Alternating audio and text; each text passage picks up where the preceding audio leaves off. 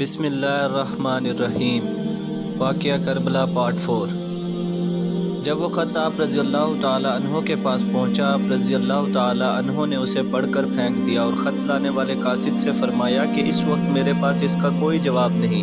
ایلچی نے آ کر ابن زیاد کو بتایا تو وہ جواب سن کر ابن زیاد کا غصہ بھڑک اٹھا۔ اس نے لوگوں کو جمع کیا، فوجیں تیار کی اور ان کا سپہ سالار عمر بن سعد کو بنایا جو ملک رے کا ولی تھا۔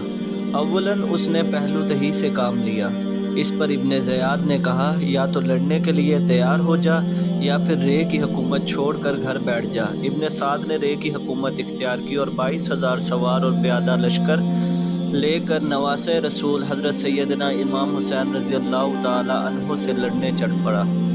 یہاں تک کہ یہ لوگ دریائے فرات پر قابض ہو کر قافلہ سیدنا امام حسین رضی اللہ تعالیٰ عنہ اور پانی کے درمیان حائل ہو گئے۔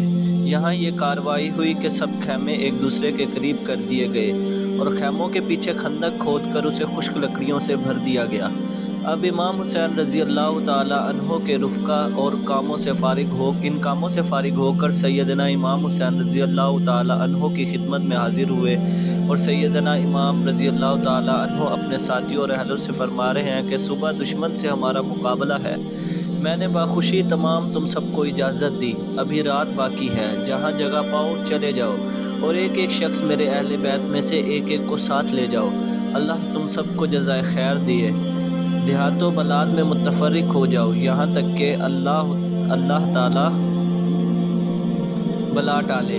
دشمن مجھے پائیں گے، تمہارا پیچھا نہیں کریں گے۔ یہ سن کر امام رضی اللہ تعالیٰ عنہ کے بھائیوں، صاحبزادوں، بھتیجوں اور عبداللہ بن جعفر کے بیٹوں نے عرض کی کہ ایسا ہم کس لیے کریں؟ اس لیے کہ آپ رضی اللہ تعالیٰ عنہ کے بعد زندہ رہیں۔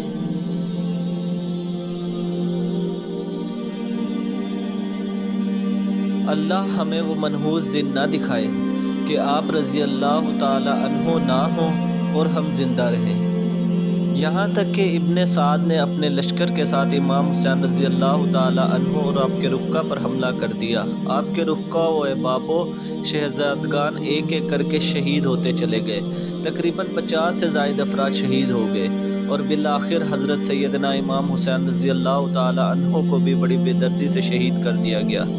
یزید بن معاویہ ابو خالد اموی وہ بدبخت انسان ہے جس کی